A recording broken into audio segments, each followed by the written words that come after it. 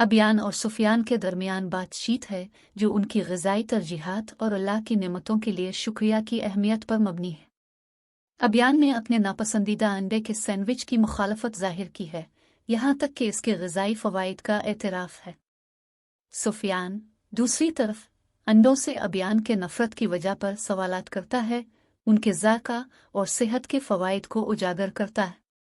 बात यहाँ तब्दील होती है जब वो अपने स्कूल के लंच टाइम की बातचीत करते हैं, जहाँ उन्होंने एक दिन के लिए लिंचेस का तबादला करने का फ़ैसला किया है।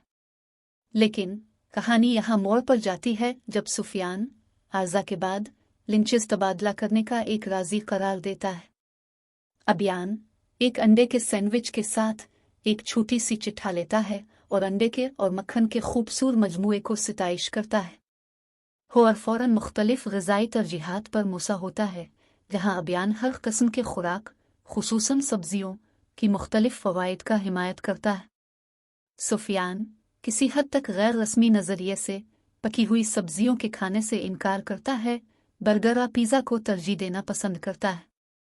अबियान इस ख़यालात की मुखालफत करता है, हर सब्ज़ी की खुसूसी फ़वाइद और ज़ाक़त की अहमियत पर ज़ोर देता है।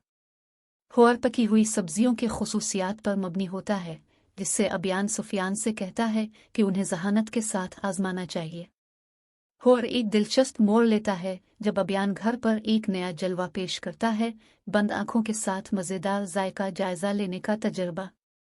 सुफियान इब्तिदाई तौर पर मखसूस आखिरकार राज़ी होता है और वो छप कर आँखों बंद करते हैं ताकि मुख्तलिफ जायकत का तजर्बा कर सकें।